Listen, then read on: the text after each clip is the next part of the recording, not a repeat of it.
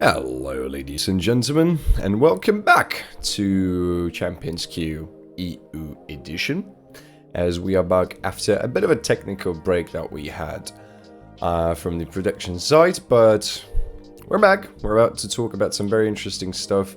DrBrilmann, you're Zanzarah, we're always here, we're always doing things, aren't we? Yeah. Hi everyone.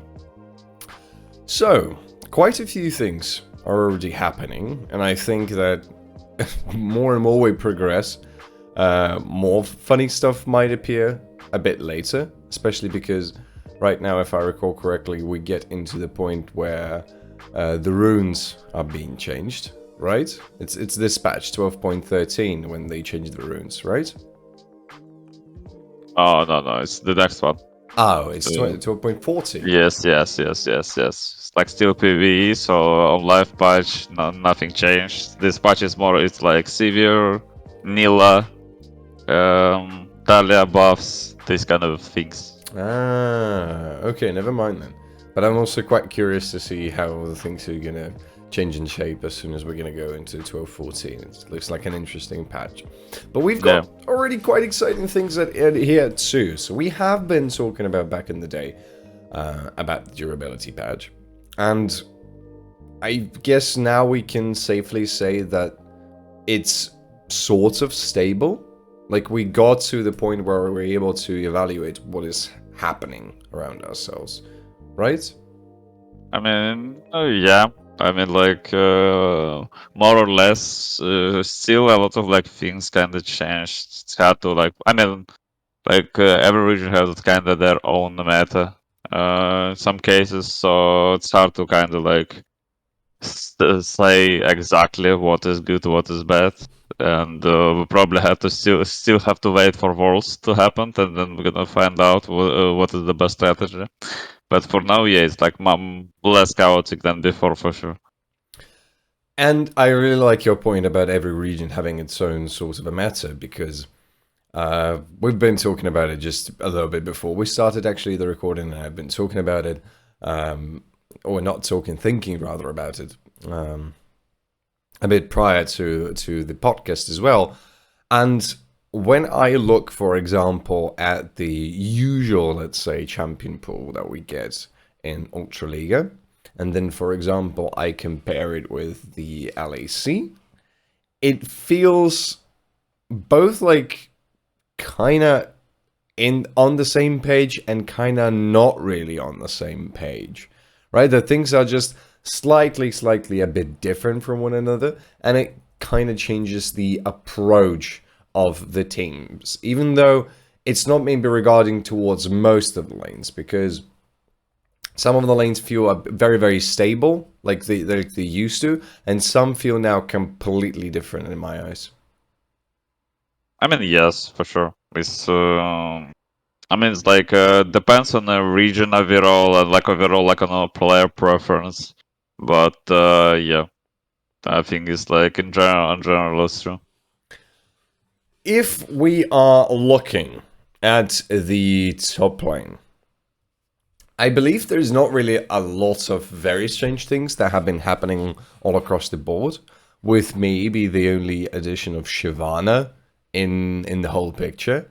But outside of that, it feels relatively the same. So we still have got the handshake of Ornn, Gangplank, Gnar, and the Scissor Girl, right? Gwen. With occasional other champions popping in, like Camille sometimes pops in. In Ultraliga region, we also have Kale popping in, and it also happens in LAC. Fiora also pops in sometimes as well. And then there's just some strange stuff happening, like Odoamne playing Zag, because why not? Yeah, I mean, about like top lanes, like worth mentioning right now, especially in LCK, it's happened like several times. People like start flexing Silas more to top lane, Because like from other pick space, it looks like a Gnar is like best top laner. People like willing to first pick it even. It looks like Sylas one of the best picks into now. So we saw even like yesterday, I think we saw several times when Mm-hmm. people just first pick Sylas and enemy don't really want to pick Gnar, and then you can like later on get Gnar also.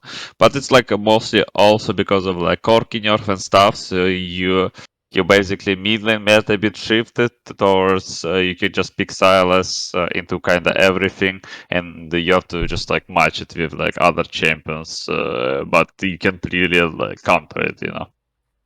But the introduction of Salas has been very interesting to me because, uh, if I recall correctly, the last time we were talking about Silas, he has appeared as an occasional pick to the mid lane to try and sort of answer the shenanigans that were happening in the mid lane, for example, in Ultraliga, when you were trying to answer some strange picks whatsoever, or maybe go against Ornn. And when we talked about matchup into Ornn, you looked at it and you started just like sarcastically giggle, I would put it this way, right? Because it wasn't really feeling like the best matchup, and it isn't, definitely isn't. But when we talk about matchup of Silas and Gnar, can you explain me what is the idea behind the fact that you are stealing the probably one of the greatest ultimates that you can steal, since you don't really have to, work with your rage bar?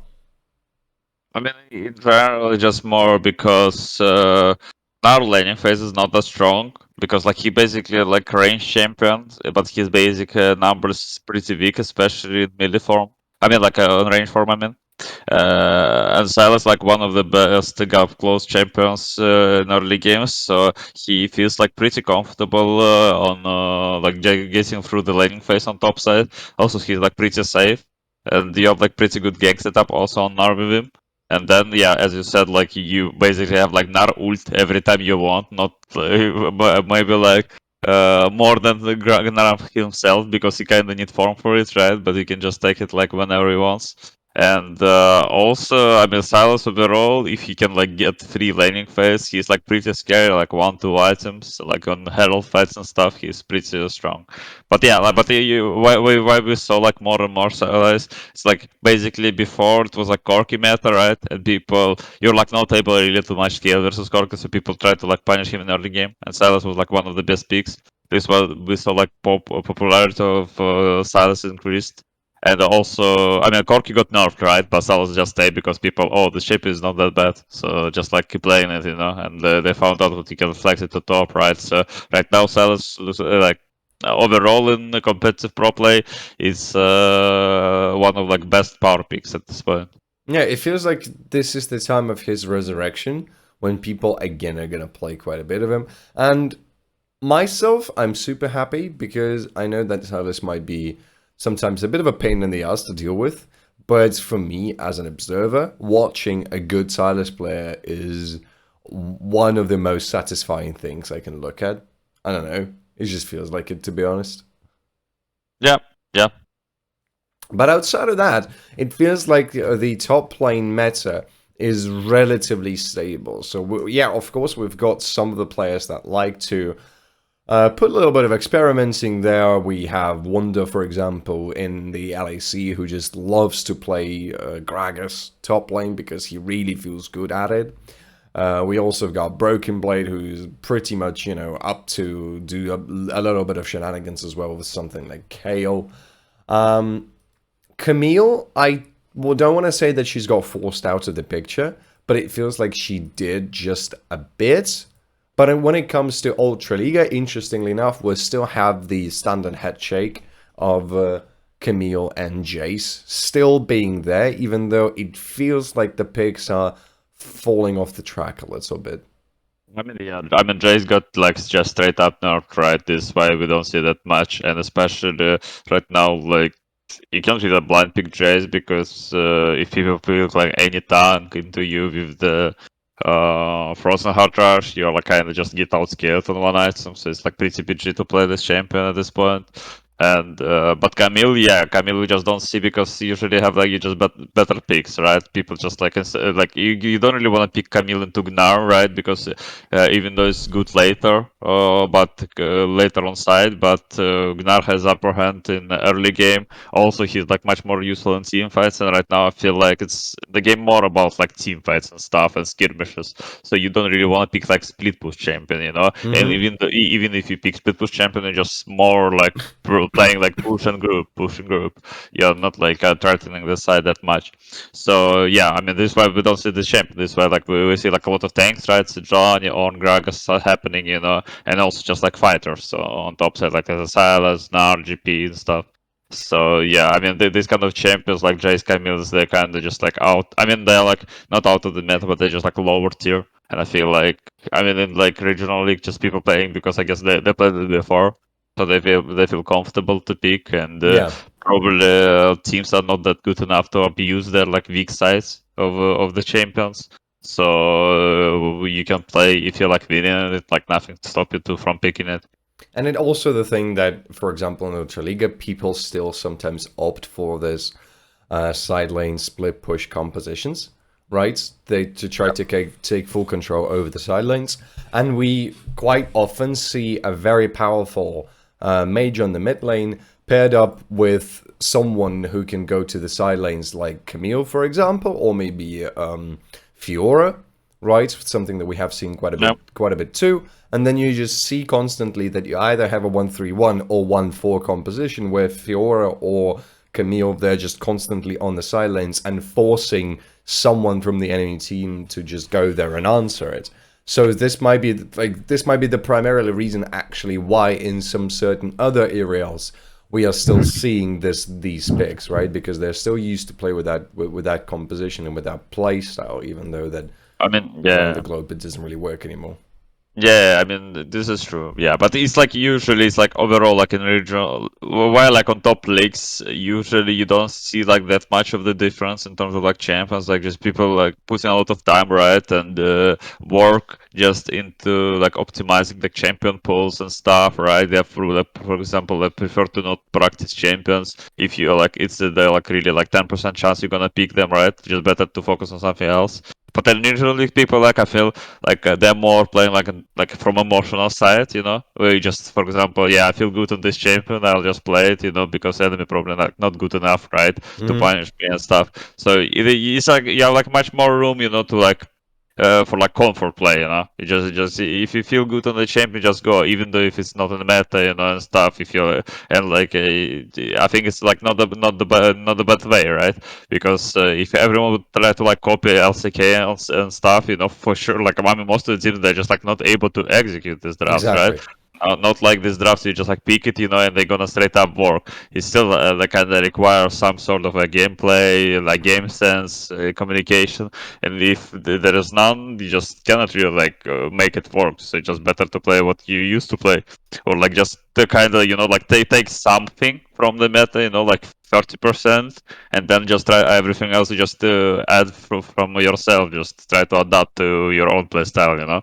I mean, Yeah, this yeah. is why, like, exactly we're seeing like different metas everywhere. You know, they're not completely different, right? But we see, like, for example, 1-2 champions kind of repeating, you know, and then we see like different answer, right? Also, like as you mentioned before, like when Omni, for example, played Zac into GP, right? We remember it was counter before, but nobody kind of played it, you know. But it was a good counter, you know. He remembered it and he just used it, you know. Same thing, you know. You don't need to like just pick Gnar GP every time, right? Exactly. Handshake. Right. And it also comes to the champion pool of this exact like player, right? Because Odo was very, very famous for playing Rumble top, right? Yeah. But there's not really a lot of other people that you can look at, point at, for example, in LEC and just go, yeah, this guy also can play Rumble top. This is some of the things that just go specifically to either this organization as a team or either point specifically at this player who's able to execute that type of stuff. So it's pretty much pointless to even try and, you know, copy past all of those, like, you know, all of those meta compositions that people are doing, because if you don't know how to do it, then there's pretty much no sense in doing that. Yeah. Yeah, I mean, it's like, yeah, of course, this is like the biggest part, but it's also, for example, it's pretty easy to play, right? Versus like the team who kind of follow straight up meta, because you know, for example, if you pick Nard, they're gonna pick GP into you, and you like, for example, you play like in scrims like 30 times this matchup, and you probably know when you need like jungler to you, what wards you need, you can like just prepare for it, But for Mm-hmm. example, if you pick like GP and they pick Rumble. You're like, oh, I mean, we didn't face the champion at all, right? So it like you kind of don't know the limits that good, right? And probably the guy who picked Rumble, he saw this match, he played it like a lot, so he's for sure have like better knowledge about how the laning should go and this kind of stuff, So it's like a surprise, Yeah. And you cannot really like you don't have like that much scrim games if you think about it. Like every week, team have like 25 games, right? It's like ideal scenario. Most of the time, like fifth game is cancelled, right? Like some of the games is like just completely wasted because it's like a 30 kills minute 10, And yeah, like if one team playing Rumble, other team like probably not, and then it's pretty hard to practice. So these kind of picks they're making, like they're not like just because player cannot really match like on other champs, but they're picking it just because it's really good and it's like a surprise effect. Gives a lot of value, right? Mm-hmm. Absolutely. And then there's also one little addition that we also had to the general picture, which is Shyvana top. I do remember that you have been talking about the fact that you've been playing Shyvana jungle as a tank, and she has been decapitating people. Yeah. And it feels somewhat of a similar situation on the top lane when she gets the prio, when she gets a bit of an advantage to try and snowball. If she falls behind, then I am almost fully certain that there is no real reason to play Shyvana top unless you know that you're going to play either top side oriented or you just know that you're going to win the matchup, and as soon as you walk out of the lane you're just going to go and kill people. Because whenever we saw for example in Ultraliga Shyvana top and she wasn't in the lead, it ended up pretty poorly. I mean, yeah, Shivan is like this kind of champion. I mean, usually you just pick it into Gnar and GP, and these champions they don't really have like a good setup early on to like punish you if you don't do like any mistakes. You can be Doven, or you could you basically always like more than full HP, and they are like not able to do something to you, right? So you can get like to 6 safe, and after 6 you're not really like scared. But yeah, overall, just I mean, she kind of like fall off from the meta right now more. I think people realize what is. I mean, she doesn't provide that much like what you want from tank top lane because she kind of tank, right? It's better. I mean, you kind of want CC, but she just basically has damage. And she doesn't really provide anything in early game, right? She's completely nothing, like only Mm-hmm. damage. So like it's hard to play around her, like. So yeah, people like she just starts falling. I think just people were like trying to pick her like into NAR into GP, but I guess like as because like people learn more about matchup. I guess like NAR GP can like pretty easy to like play this matchup. Just survive, get their items, and they probably like if game is 0-0 they're gonna be much more useful. It's also like Shyvana right scaling about like around Drakes a lot because of the passive, but if she's Mm-hmm. top lane and we have like stronger bot side, like it's rare case you can get any Drakes, and then it's pretty hard to play, I would say, Yeah. if you don't get like this armor. So yeah, I mean, we don't see that much Shyvana. Some people still play it, but he's definitely not like a like super meta champion. He just like rare case, and like some players play it, some players don't.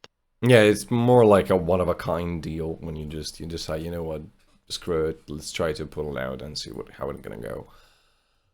Moving towards the jungle, here I feel like in different regions we have somewhat of a bit of a different approach, because in the Ultraliga, well, I can't say that we have predominantly the same approach of the handshakes, but it still feels like Volibear and Wukong are there to be one of the priorities.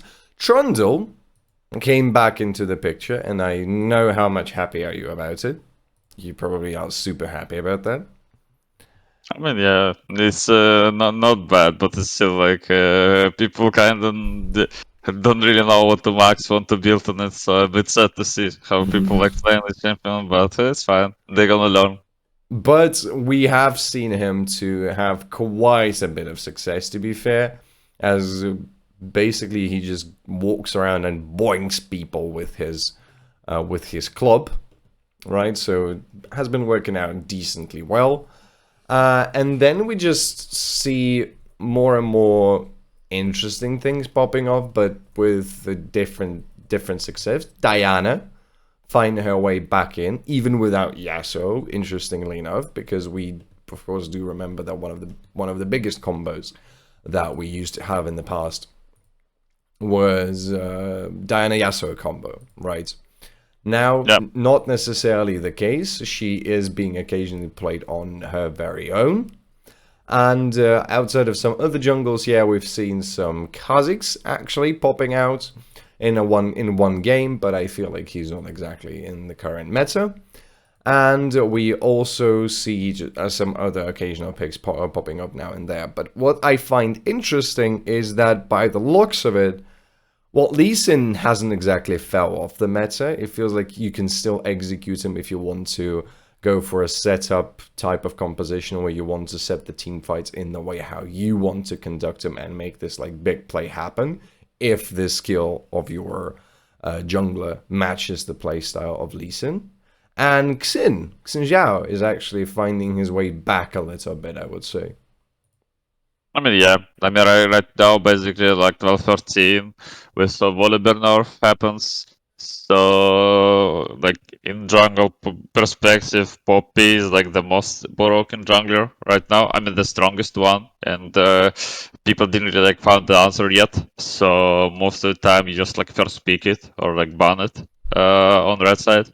And yeah, after that, you basically have like 5, 6, 7 junglers. What they're kind of like equal, right, in terms of power, but just provide like a bit different things. Mm-hmm. And then after, so basically, yeah, if Pop is out of the picture, you basically can even drop jungle if you're jungle playing like everything and just handshake. But as we see, for example, LEC, we saw like yesterday, what people does, they just like pick Wukong 1-2 because Volibear is nerf, Volibear was like main, Wukong nerf, I mean like counter. And even though Wukong is nerfed and he's like pretty weak early game, but in LEC, early games doesn't really matter that much. I think like people kind of start like playing like much less passively. I think like only like Mad Lions and SK they're like playing really proactive early game usually.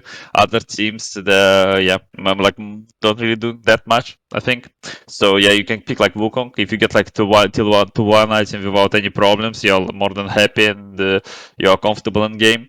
And then yeah, we for example with 16 right. So it's basically like Jarvan, Xin, Viego, Lis, Wukong, Trando, they all kind of like same things, you know, they just like providing a bit different. So it just depends on the comp what you go for. You can pick like the one of this shaping and you're probably happy. And yeah, it just depends. The all depends on the preference. So basically, but if you play everything like from this list, you can just drop every time and Mm-hmm. that's all. And overall, like jungle picks does not really like a prior right now. So yeah, I think we're gonna see like only Poppy first pick in the future, but I don't think anyone else gonna first pick any other jungler. It's not really like worth it, you know, because there's like so many answers and they're kind of doing like similar stuff, right? So we're gonna probably more see like other lanes priorities, like Mm-hmm. ADK. We saw like Aphelios, for example, this K high prior. Same like Midland, right? And Even in Midland, LAC, I feel is still pretty much high yeah, prio. but yeah. So it's basically yeah. When like Zed is out, looks like Aphel is like the next to go. But yeah, in terms of jungle, kind of like boring. I mean, jungle kind of became like less important, you know, in draft. I think at this point. It really definitely feels like it because as you said, there's just so many picks right now that you can try and utilize and try to fit in that it feels just really, really good. And then you can always like see what's the idea behind it, as the jungle champions are most of the time just giving away almost immediately of what the team is about to do on the map, right? So Yeah. whenever we saw Trundle, we just saw that the whole team becomes extremely proactive in the early game, and they just go and try to smash people with the club. And most of the time they do this quite successfully. We had a game of Agarogue when they invaded the enemy jungle, and they just basically made the life of Lee Sin, I believe, but I'm not sure right now. But they made his life just absolutely unbearable, right? So I don't feel like there's way too much in sort of like even to talk, because and I find it very interesting, as you said, that a lot of these junglers are doing somewhat of a similar things but with just different kits, right? And it definitely also feels like it, because I'm going to have Wukong in my game and he's going to be a team fighting jungler. I'm going to be having a Viego in my game. It's still going to be a team fighting jungler, but they will do different it a little bit. The execution is just going to be quite a bit different. However, Yeah. Poppy, interestingly enough, she is the prio pick in LCK. She seems to be like a prio pick in LEC too in the past 2 weeks. Ultraliga, not so much. We see her popping off here and there. I believe Ruzaki from Zero Tenacity have been playing it a little bit. Ago, I believe, have played it just a bit too. But in general, I feel like she doesn't really get a lot of attention, as people are not really, too excited to try her out. I mean, yeah, I think overall, I mean, Poppy was not really like in jungle meta, in the past. So people didn't really play it, right? And right now, I think only Genji from LCK was like spamming her hard, and people were like not really like picking it up because Peanut was well known as a like Poppy player before, so people thought, this guy just like played Poppy before, he just like abusing. But right Mm-hmm. now, it's like as soon as like every jungle got nerfed, you just got left no choice. You have to play like Poppy, and she looks like feels pretty confident in this meta. Yeah, I mean, this is in general what like happened with Poppy, and I think people just they don't really want to like pick up this, like I mean that fast, and especially in regional leagues, right? As we said, people like more willing to play comfort things, and they don't really like want to jump on Poppy, especially if they didn't play it before. So yeah, but I think we're gonna see it more and more right now. Yeah. I'm just like more waiting, like because like this week, next week, I just wanna see what people like if people gonna find any like answer into it, because for example Olaf got buffed kinda, so Mm-hmm. you in theory, before it was pretty hard matchup for Poppy, but she was like still winning early game.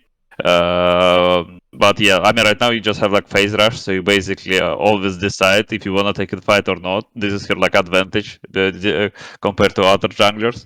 And yeah, I mean, in general, I think we're gonna see more and more Poppy, but overall, like Europe kind of slow on picking it up, and yeah, we just have to like accept it. I feel like even in regional leagues, we may see her popping off just a bit more, but only at the top tier teams. I don't want to talk for LFL really, because it feels like LFL is baby LAC in a certain, in a certain way of putting it, as there's just a Yep. lot of teams that play on, let's say, Europe international level, right? Because basically, if you look at LAC, it's like all the LAC academies combined into one big league, right? And it feels like a Yep. lot of those teams in LFL, they play at the level of LAC. But when we look even at Ultraliga, I think there's going to be one, two, maybe three teams that might be able to execute it. And then Poppy would be just extremely unpopular with all of those others, because it feels like she has a very specific sort of a play style that you need to pick up in order to execute her well, right? It's not something that you just know how to do right out of the batch when you just pick up Yeah. a Volibear, right? Or I don't know, Wukong, Yeah. for example. I mean, she's definitely not a like champion. You just go like in full clear, right? Mm-hmm. It's definitely you have like much more tools. I mean, you can full clear, right? But usually you prefer to just like use your mobility in early game and gain potential to create some space, create keys, like just force summoners out. Also like dives stuff. You have like a lot of things you can do. in game. So yeah, it's she's really good if you can play proactively. So maybe this is why like some people don't really like prefer, because as we see like there is like Wukong Viego. These champions they're kind of slow and you really want to get like to one item. So you prefer to like more like farm you and you go for ganks if they're like 100% ganks and stuff. So you Hmm. just don't really want to skip jungle that much. But yeah, like with Poppy's some kind of a volleyball, right? But she's just scaling much better, And yeah, she just like scaling much better, and she's like more mobile. I feel like much easier to reach people and stuff. Yeah, With that being said, it's going to be very interesting to see how the jungle meta is going to shift a little bit with the new patches. We'll see if it does. But yeah, I am very looking forward to 12.14 because I feel like there's just going to be so many things absolutely different. Or maybe I'm completely wrong and I will chew on my words. Who knows? But moving to the mid lane, it feels like we are sort of back in the void, while we are in a certain manner of it not exactly back in the void. Because, I mean, the dreaded matchup of Corki Azir is sort of back. People are still opting into uh, Corkis, people are still opting into Azirs, right? maybe in Ultraliga. No, I'm not. Like Corki is nerfed. Remember, like Corki get he hard nerfed, especially like AP poke build. So people like if they pick Corki, they pick AD build. But I mean, the problems of AD build, he's like low range kind of, right? Yeah. So I mean, there is like about mid lane is like kind of different right now. So mid lane you have like three champions right now. You have Silas, you have Talia, and you have Azir, and this is the holy trio, right? You just if a guy picks Silas, you pick Talia. If guy picks Talia, you pick Azir. If guy picks Azir, you pick Silas. This is the holy trio. How it Wow. works. Yeah, so if people and so basically right now people just try to figure it out how to like like break the circle with the bounce and like stuff first picks, well I was saw like some people just like bound Talia for example first pick Silas, these kind of Mm-hmm. things. Then people need to like find out the ways, but it's Okay. also yeah, so like this is what happened like only right now. So yeah, like and then of course if like Talia is banned to pick Silas, then you have to play something else, right? We saw like Lissandra's people playing like the same Zoes, But basically, the highest prize these three champions. Interesting, because in Ultraliga, you could definitely say that one of the biggest priors is Azir. That is definitely for sure, as Azir, in my eyes, when it comes to team fighting, is probably the strongest at the current point. At the very least, it feels like he's the strongest, right?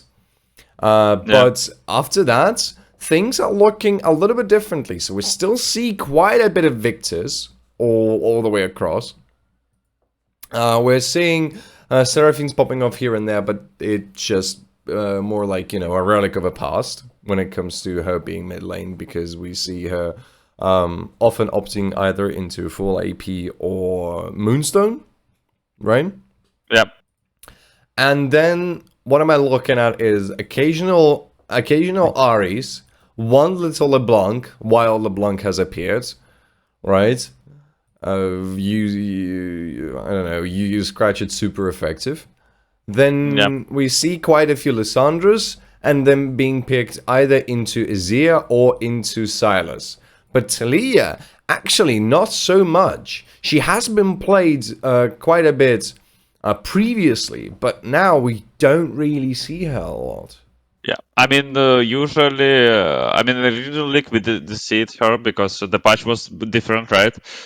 She kind of starting coming back on like 12, 13, and Mm-hmm. like we see we saw like an LEC and LCK, and I think she has like 60% win rate, like out of like 30 games, something Oh like this. God. So she's kind of like dominant right now. She basically like not that strong. I mean, she's like one of the weakest champions in early game. So basically, people just trying to like catch her off guard, like ganks and stuff, And usually, it's like it can work, right? But if she gets like safely for two items, then it's a disaster. It's just her Q is dealing like 300-400 damage, and it's like 1 second cooldown. So you basically just like spam, and if the fight is like 5-6 seconds, you just one shot anyone like who comes in range. So basically, this is why we see like the more and more her popping off, and it's like also like she's pretty fine matchups into everything. Really, like even if, for example, people pick Azir, but it's just like matching scalings, right? But she's like also like scaling, so you need to like kind of pick out range converse her. But she still have like tools to play proactively, like dive people with the ult and stuff. Well, I am very curious to see if we actually gonna see her making an appearance back in this in Ultraliga, right? Because it's interesting. It's genuinely interesting how things are changing. I'm looking at the LAC right now. Yeah, we see Silas all the way across. We see Talias all the way across. Also, Ariana is kind of popping here and there too. It's only Astralis. I mean, someone else played Doriado also, but if I mean this champion, I don't think it's good. I think just I mean it's like fine control mage, but it's, for example, for me it's like why do you play Oriana if there is like Lissandra, right? Or there is like Victor, Yeah. just or like even Veigar, just pick Veigar. You know what the point of Oriana? She has like she doesn't have that much utility, right? She doesn't have like insane strong laning phase. She's just like mediocre champion, like in every aspect. She can do everything, but she can do everything like fine, not insane. So for me, it's like yeah, you can pick it, but was like not there is no point, kind. And I also see that Astralis came up with the Silas control pick by going with Vex. And I think it Yeah. got praised a little bit by Ox costs, right? I mean, Vex got buffed from what I know on this patch. So it's like she feels a bit better, right? I think, yeah, I mean, it was picked into Silas, but I'm not sure if it's good, like that good matchup overall. From my experience, it's like Silas just better champion, muchly, and you can like do much more if you have like Silas into Vex. And so basically, Vex is a champion who like if she hit ult, she is fine. But if you play like on the C level, right, and the people just press flash button on her ult, you instantly lose the fight because you're you don't have ult on the champion, and her ult is like 60% of her kit. So Yeah. yeah, yeah, and after that, I mean, Dayor can play it for sure, Vex, because he was like well known for before playing for this champion, so he knows Libis pretty well. But it's like same case as we talked like about Odamni, right? Yeah, yeah. He just no probably know this match much better, so he can get like upper hand, even though this match maybe not that good, like if both players know the limits. So yeah, but in general, I think. You can play Vex, but yeah, I mean, as I said, I mean, right now, like as I said, these three champions, and then if like people try manipulate it with the bounce, you gotta have to pick something else, Mm-hmm. into others. It's interesting to see. I'm not gonna talk about those pickpocket picks basically by some of the other players that we had in the Ultraliga because I feel like there's no real need because again it's going to be the same situation as it is with Odo and Deja. Yeah, Right? But it's just fun to see more champions popping off here and there. Like we've got one Vel'Koz in there, and we've got one Yone and Yasuo, and something else I think too. Something in the midst of God, what was it? Syndra, right? yeah, Syndra. but it's I mean, it's the same episode from VTO, right? He played Syndra a lot before, but this champion is yeah, kind of it's like same as Oriana. If it works for the player, it's very Yeah. good. If they can If, implement it, it's good. But don't pick it on yourself if you don't know how to execute it to its fullest, basically. Yeah, I mean, she got kind of hard nerfed after I mean, like after the durability patch, it was Yeah. pretty heavy nerf for her. So yeah, people usually just prefer to pick like more damage champions. And now moving to the bot lane, I almost am tempted to combine these two into one this time around and talk Yeah, like about both at the same time because I feel like a lot of things really depend on the combos that you pick up right now rather than anything else, right? Because well, I mean, yeah, we can safely say that like the best support that we have right now is just Nautilus, because Nautilus is Nautilus. Show me at least one point of the last, I don't know, 2 years when Nautilus was falling out. I don't remember, really. I But mean, yeah, he's always like around the meta, kind of. he always finds his way in, right? He just Yeah. always finds the way how to knock on the door and then bash it open and breach in. But it feels, at least for me right now, that we see a lot of different combos getting picked up in the bot lane, and a lot of experimenting with those combos as well. So we do have a newcomer in a certain way when it comes to those combos, which is Kalista Amumu. And I gotta be honest, from a spectator's point of view, I am a fucking fan of that thing. I mean, yeah, Amon got like buffed recently. I think like 12, 11, something like this. Like they reduced his like mana cost, I think, and the cooldown on ultimate. So he basically, I mean, say he's kind of same as Nautilus, right? You have like a lot of engage, and because you have like double stacks on Q, like cleanse not really like helps a lot to get, because yeah, you can cleanse first Q, but what do you do with the second one? And then he can ult later, right? So like laning, he's like pretty strong on laning phase. Yeah, and it's really good with Kalista, right? Because she wants to be like playing really aggressive early on. So yeah, this is why we see this like a lot. But overall, like right now, like bot lane. I mean, there is like a lot of stuff you can play on bot lane. I think that we are not kind of like stuck. We saw like Kalista, right? Kalista popping sometimes. There is also Zarya still high prior. Some teams even like banning it, right? Yeah. Also, we see a lot of Aphelios. I Yeah, guess it's like Ophelia slipped him yeah, back, yeah. yeah, Aphelios. Some people still play like Senna Tamkench and stuff, and yeah. But like from the support perspective, it's worth to mention. We see a lot of Tamkench and Renata happening, because Yeah. I think like Renata one of the best champion into how it's called into Nautilus, like overall to Into disengage hard support. engage. Mm-hmm.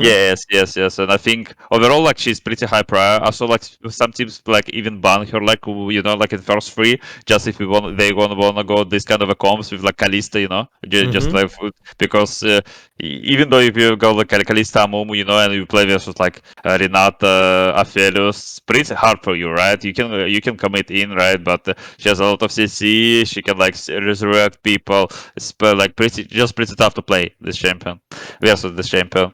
Yeah. And Tamkic kind of the same, right? He's right now pretty. I mean, he's kind of aggressive also, but he also with his ultimate, able to secure a lot of like AD carries. Same as like usually we see it with Aphelios, like popping out a lot of times. Yeah. So yeah, I think right now there's like a lot of different stuff happening, and you can always pick for like team comps, I think.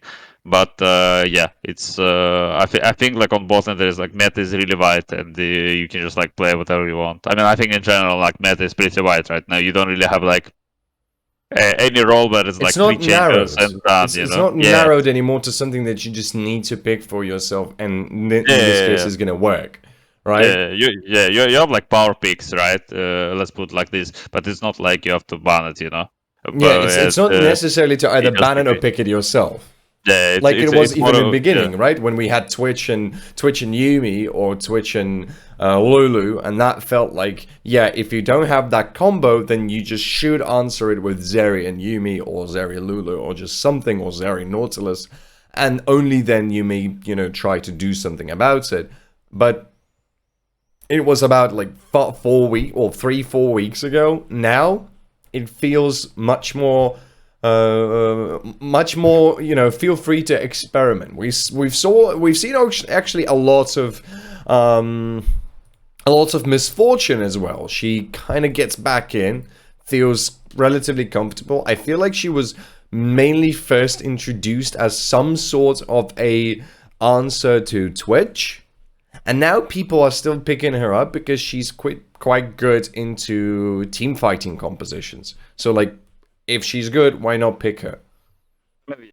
Like usually, I mean, from what I know, like some people think she's like fine into like carries, you know, like I feel like mobile carries, right? Because she can like just press like E ult usually like after 6. She has pretty strong laning phase like before, so she's like in the lead. She's not scaling that well, right? She basically just an ult bot. So basically, if you have like good tools to stop her ult or disengage somehow, she's like not that useful, right? She doesn't really have like a DPS damage.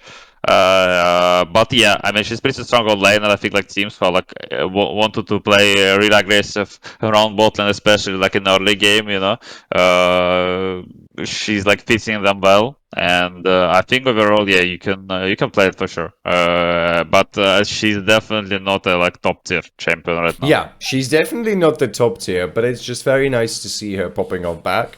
And I feel like it just sometimes unlocks the map a little bit more for the rest of the team that want to find a different approach. Doesn't necessarily work all the way through or all the times, but you know, it's just good to see.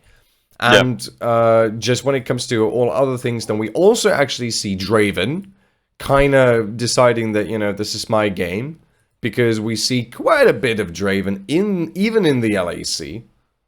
Yeah, I mean, like overall, Draven like show up as a like counter pick for Kalista because Kalista was actually like really like pick or ban, right, for most of the case. And I also see right now we see more and more Draven, and I think like overall, meta was more about like scaling kind of AD carries who are like not that strong on lanes, so you were able to like pick Draven and get like really hard leads. And I think after like his like last buffs, you remember when they had the execute on his passive. If you don't get like cash out for a long time, you get like execute on your ultimate. So basically, you're not really like even forced to like give a kill for Devin. You know, from what we saw, like most of the time, how it happened is just like Devin just farming, right? Like till minute 8, and there's gonna be like fight on health, and he just like one shot people from half HP if he hit ult, something like this. So you're not like feel like pressured, you know. But it's same way, you know, like before, for example, you know, like our team gonna play around Draven for 100%, you know, we need to def it, you know. But right now, just Draven, he can even just like scale, you know, be weak side, you know, and then he gonna join with the ult, you know. He get one kill, and then he's like eventually one item ahead of enemy AD carry, you know, and Mm-hmm. you're really fine in game. Yeah, it feels like it feels like it definitely. Right, then we also have the bot lane handshakes sometimes, right, with Renata being there, as just you mentioned before. Nautilus is still pretty much being the dominant king of the game. Braum is getting picked up much more often than it used to, because he is really good into aggressive lanes. I presume Yeah. that is the general idea behind it. And yeah, and my boy Rakan is back, so I'm pretty much happy about that. Yeah. I mean, Rakan was always there, but if you basically he's like one of the best engage tools, you know, but he don't really want to be like primary engage as like Nautilus, for example, or Amumu. Yeah, you And want to be the follower. yeah, if you have like Jarvan and stuff, you know, and you have Rakan and team, then it's like pretty hard to play for carries, right? Because you gotta have to flash Jarvan ult, you know, but then there is Rakan with W ult, really hard to escape. So I mean, Rakan was the kind of again, you know, like around the meta champion or like players who played it before, they keep either like keep playing, right? And if you, for example, see like Brown, right, or Tom Cage, just like okay, let's go, we just pick Rakan, right? Laning phase is free, and then we're gonna have a really good engage tool later on. So yeah, this way we see like there's more and more, I think. But yeah, it's like not really a power pick or something. It just happens sometimes in a good situation. Because yeah, I mean sometimes people even like blind pick Brown right now. I'm not a fan person of it, but yeah, people do this. And in this kind of scenarios, it's like it's a shame to not pick, right? Champions like Rakan. Yeah. Well, I wouldn't be, to be honest, I wouldn't be the fan of picking blind pick Braum as well, just because it kind of defeats the idea of Braum, really, in my eyes. But I mean, people do themselves as much as they like, I suppose. And to kind of sum it up just all together, my question is relatively simple. Who do you think is going to be the priority lane? So we've talked about how many white things are there that you can pick in jungle, in the bot support combo, in mid lane sorts of even as well. And everywhere it feels like we've got much more variety. So what is the lane that you need to opt for? I mean, I think right now it's all depends on the teams, you know. I think overall, like in Major League, what we see is mostly depends on mid lane because, for example, if you get Silas, you need like one kind of a draft, right? Going comp with like good early game. If you have like Tale and Azir, it's different. It's like front to back things. So it's changed a lot of champions. But I think you can play around like everything, especially for example, if you're like a RL team, right, and your bot lane is like doing pretty well, right? Just play around bot lane, just pick like Kalista, you know, and just set up them for the good play. So I think this is just gonna be depending on people preference, you know. But overall, as we know, like mid lane just a pretty strong lane. So if your mid lane can like play game freely, you usually gonna win if level of like players kind of equal everywhere. Mm-hmm. So this way, like we generally see like this like first pick styles, you know, these kind of like drafts happening in like top leagues. But as we said, like you know, pool is everywhere. It's pretty big, so you basically can pick everywhere, and you're gonna have like something to get another lanes anyway. So I think like meta is actually in pretty good state right now. You can play comfort champions, you can play meta, or so much like options Or you can everywhere, you know. experiment, right? Yes, And just yeah, go, like okay, let's bring some shenanigans here. yeah, so basically, you really like feel comfortable right now. I feel like in the meta, like if you play everything, you're just like super broken. You know, even if you don't play everything, you basically always gonna have a like situation to pick your champions. You know, and this is just like comfortable meta for everyone. I feel like.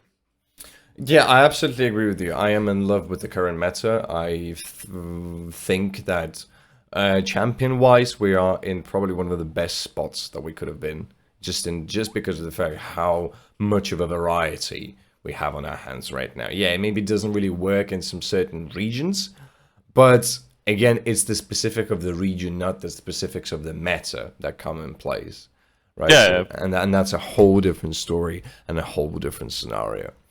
So, are you ready for let's a go. tier list of the champions to climb in to the solo queue? It's the 12.13, and here we have just a bit of a different system. So what I'm going to do is I'm going to name you 3 champions for each lane, 1 from tier S, 1 from tier A, and 1 from tier B. Okay, yeah, it's fine. Let's go. So, starting with the top lane. On tier S, we've got, understandably, Ornn, considered to be one of the best champions out there with 51.6 win rate. I mean, yeah. I mean, Ornn is like always fun, right? There's like not many counter picks. I mean, basically, people like in competitive, you see Gennaro a lot, right, into Ornn, and but it's basically end up like who plays team fights better, right, and what team who team is better. You don't really like you can't really lose lane with Ornn, you know. Mm-hmm. In Ultraliga with the fake one, we even started to joke that Ornn is everything. You just should change the logo of the Riot Games into the face of Ornn, because Ornn can do whatever he wants. He can tank, he can assassin, he can fight, he can farm, he can do whatever he wants. Yeah. Great champion overall. Yeah, no, but Now on to tier A. We've got Elialioliolioi. what? Elialioliolioi. It's a Laoi. Oh. I don't know how to pronounce her name correctly, so it's just basically. Okay, definitely not Ilya. I would argue with that. I beg to differ. Okay.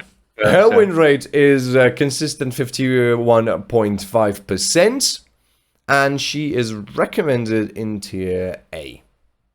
I mean, yeah. I guess you can play it. Didn't see this champion for a while, but I guess you can.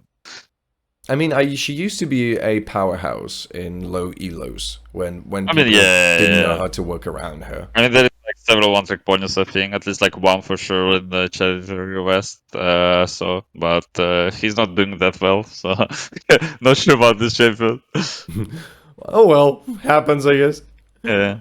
And now moving to the last tier B, we've got Aatrox with 49.3 win percent. Yeah. I mean, Aatrox is rising in price also, like, I guess he's, like, fine into GP, especially, like, into Ornn and tanks, like, he's feeling pretty well right now, and, Yeah, I mean, like in general, like after right nerf the heal reduction thing, Mm-hmm. even if you get heal reduction, it was like I don't really care. Still heals, it still heals a lot. So Um, and the only thing might be in problem that he's not the easiest champions to pick up. I feel like, so watch out for yeah, that. true, But true. other than that, it's a great champion just overall, and it's pretty fun to play him, especially if you know how to do so. And then you suddenly find yourself out fighting three different opponents that are really trying to kill you, and you're just not dying because you're way too good. It's a rewarding feeling.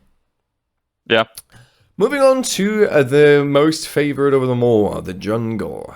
In tier S, as a top competitor, we see Zac with 52.3% win rate. yeah. I mean, actually there's like a lot of Zac, and also like people playing it. I mean, yeah, I guess in solo queue you can get away with Zac, but in competitive, oof, hard to play the Zac. You just like losing too much in early game, and Yeah. especially when like pop in meta, it's a bit hard to play Zac. Not gonna lie. You need to be Odo in order to play it well. And if you're Uh, not Odo, yeah, don't play it. yeah. I mean, on top lane you can get away kind of this like a early week. I mean, like on top lane he's not that weak actually, like in early game, but in jungle Not the it's best. tough. Yeah, it's tough. It's tough. In the A category, we've got somebody that kind of appeared and then almost instantly disappeared, and it's just going to be my mention because I love the fact that we've been hyping Belveth. We've been looking forward to see how she's going to be played. Nothing at all. I think it was like 2 games of LAC of Belveth, and that was everything. Yeah, I mean, for us it was like I played like Belvet and Solo Cute, and we play one day of scrims with Belvet, and after that we said this champion is completely garbage. Never pick it again. It's like not winnable if you have this champion. But for the other teams, it took for some reason much longer. We actually get some even like competitive wins because people thought like Belvet is strong, and they just like won to it, and we're like, okay, kicked up the 4v5, let's go, and You they sure? got. Like you're kidding right now. Yeah, then we got away with that, and yeah, like in our games, it was like sometimes Belvet just get like 10-0 Belvet, and she's like, yeah, nice, she's still a minion, nothing changes. Yeah, and you just win the game because the champion kind of cannot do anything. You just need to like run it down really hard, but yeah. The competitive Velvet, this champion doesn't exist until maybe people will find out like a different itemization of her, but right now she's not even doing damage. Fantastic. I was so much looking forward to see an objective-oriented jungler like that. And this is what we get. Yeah. Cool. But looking at the top competitor of the A tier, it's Elise actually. 51.1%. The favorite, one of the favorite Broxer junglers actually back in the day. Oh, I mean, she got buffed, right, on the patch, but I think it's, like, I think she's not there not because she got buffed, but more because, like, people kind of found out what the shape is still in game, Yeah. So, okay, well, let's try to play it, and like, oh, this shape is actually, like, maybe not bad. I mean, So, Elise is super fun. She's super yeah, great. yeah, so something like this, and, I mean, it's, like, fair enough, right? You can play it. No shame, but yeah, I mean, she's like fine, but there's like much better AP junglers, right, in True meta that. than her. But in solo queue, she's pretty good, right, because she's like pretty good at diving, right? You can just like dive people 24/7, and yeah, this is mainly what you do. Yeah, she gives quite a good kid to do that. So why not execute it to its fullest? Yeah. And then on the B tier, we've got Xinjiao. Oh yeah. I mean, it's like pretty decent. I mean, as I said, like they kind of all like the same, these like AD junglers like Viego, DrBrilmann, Trundle, Xin, they just like a bit, they do like, they're just like a bit different how they like want to play the game. But they're But very similar, yeah. yeah, but so basically, if you're like really good Xin player and you're not good like on Trundle or Trundle, just like you can always pick Xin, and you're gonna do like better. Yeah. It's not like he's like standoff or something. But Like it's actually it's true if fun. you want to climb in solo queue, then just pick up a Nocturne or Xin from the beginning, and I think you should be able to do just fine. I mean, in general, if you want to climb a solo queue, it's better to pick like off meta champion because this is more about like people like didn't really play versus off meta champion that much, you know. For example, if you start picking Xin right now, everyone is playing Xin, right? So Yeah. everyone kind of know. But if you're gonna play like Alice, right? People didn't play versus Alice for a long time, and they're like, okay, they probably don't know damage, they don't know your limits, and you're gonna like find out it's like you learn Play it like Skarner. in 10-20 games, yeah. But it's like I mean, it's kind of you can play, right? But in solo queue, it's better to be like proactive in early game, much more rewarding. It's in solo queue. It's better to be a champion that doesn't have his kids. Yeah, In a way designed that everybody can do somewhat of a similar thing, but just do it better than you. yeah. It's I feel offended really because of Skarner. I really feel offended because he's such a fun champion to play, but it's just useless to play him because there's many people who can do the same job as you better. Yeah.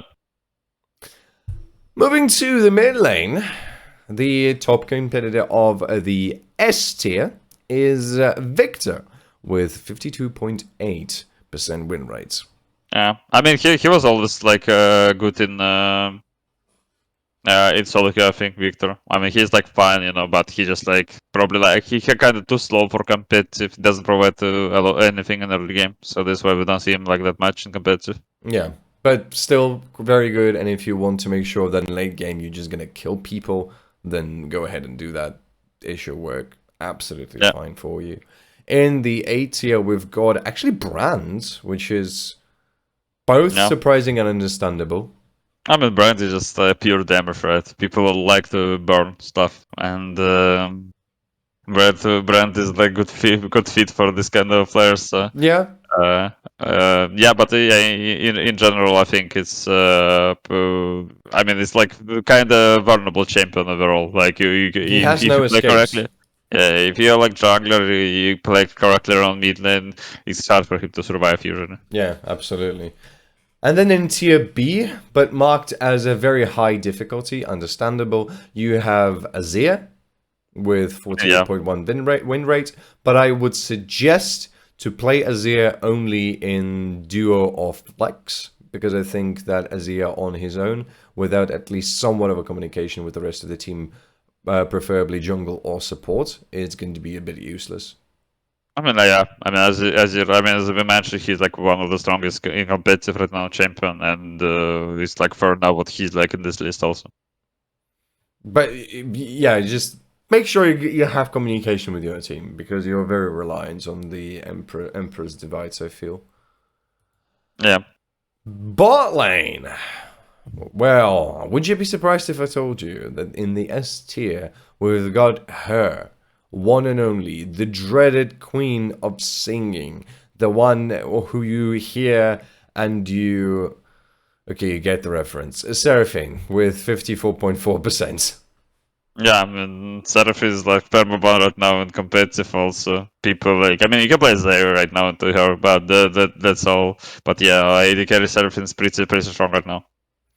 In the A tier, we've got Kog'Maw. Actually, I am very disappointed that we don't see Kog'Maw anymore that much.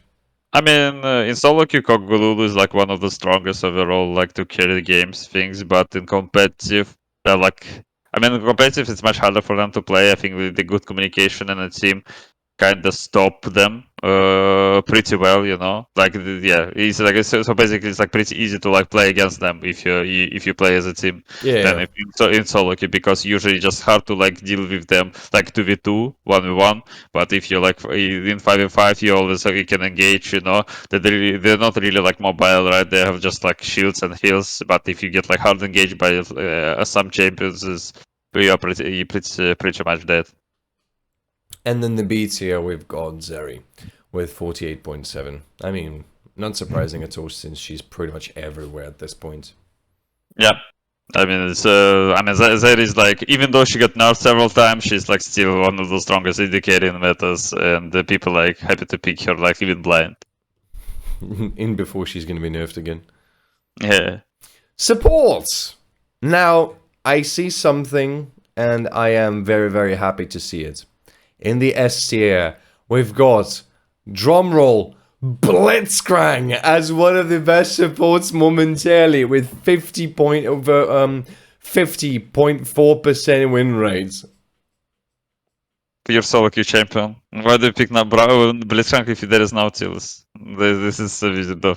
Nautilus just better Blitzcrank, but it's fine. Nautilus is considered to be A tier, actually. I mean, yeah, but I mean, as I said, so basically 2 Blitzcranks. Big Blitzcranks. You know why? Yeah. Just for fun. Yeah. He's a bit more fun champion, to be fair. It's Well, like with Nautilus, you're like sweating there. You're trying to make the whole thing work. With Blitzcrank, you're just running around making stupid noises, and you accidentally throw your hand, and there's a person in there. Okay, yeah, I mean, it's like, I wouldn't be surprised if there's gonna be like a trash and B, you know? So there's like 3 Blitzcranks for solo queue. Yes, absolutely. In the A tier, we've got Brand, actually, sitting on the very top. Again, Yeah. like poking supports, since we have a lot of these poking supports with this absurd amount of damage. It feels pretty fittable. I mean, supports just want to real deal damage, so they just playing these kind of champions. They're mid laners in disguise. Yeah. And then for the B tier, we've got Leona with 49.0%. Yeah, I mean, it's like, so, but basically it's like the same as like Nautilus, but Leona just get more like countered by Mercs, and she's like more tanky in another part. She's more forgiving to some of the mistakes. Yeah. So basically, you can it's like very, play it's very Merc actually early. good for the solo queue, just because of the fact that she's there to forgive you for overstepping, and you're probably not going to die on the spot. Even Nautilus can be rushed a bit faster than Leona. Yeah. All right, and now this sort of summons it all for us. I think that was pretty fun.